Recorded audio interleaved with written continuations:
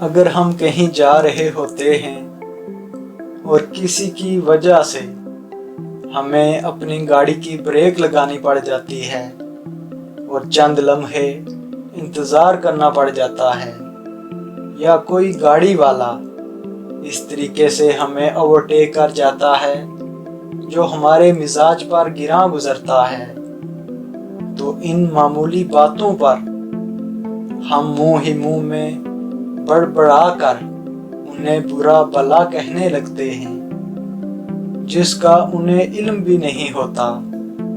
حالانکہ ان باتوں کی وجہ سے ہمارا کچھ نقصان بھی نہیں ہوا ہوتا، سوائے چند لمحے انتظار کرنے کے۔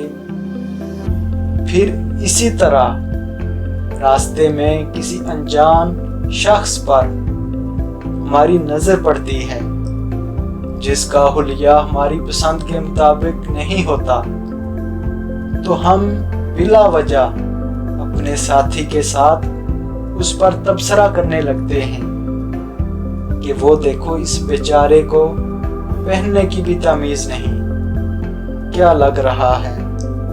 حالانکہ اس کے ویسا لگنے سے بھی ہمارا کوئی نقصان نہیں ہو رہا ہوتا۔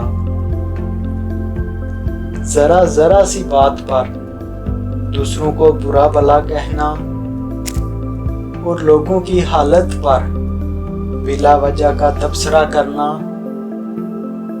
ہم نے اپنا مشغلہ بنا لیا ہے، جس کا ہمیں احساس تک نہیں۔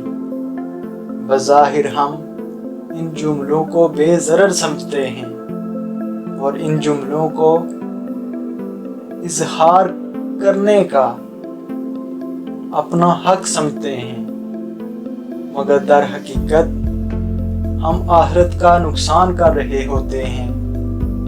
وہ اس طرح سے کہ پہلے تو ہم نے کسی شخص کو اپنے سے کم تر جانا، اس لیے تو اس پر غصہ آیا۔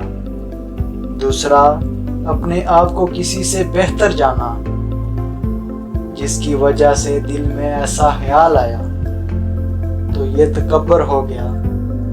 تیسرا، کسی کا مذاق اڑانے کا گناہ، اور پھر ایسے شخص کا مذاق اڑایا جو انجان ہے، ہمیں نہیں معلوم زندگی میں دوبارہ موقع ملے گا بھی کہ نہیں کہ ہم اس سے معافی مانگ کر اپنے کہے گئے جملوں کا ازالہ کر لیں۔ اس لیے جب بھی بولیں خیر کی بات بولیں، اور اگر کچھ ناگوار بھی لگے تو خاموش رہیں۔ اس لیے زبان کے معاملے میں ہمیں بہت محتاط رہنے کی ضرورت ہے۔ ہمیشہ بولنے سے پہلے سوچ لینا چاہیے کہ ہم کوئی ایسا جملہ تو نہیں بول رہے جو آخرت میں ہماری پکڑ کا سبب بن جائے۔ اللہ پاک مجھے بھی عمل کی توفیق عطا فرمائے، آمین یا رب العالمین۔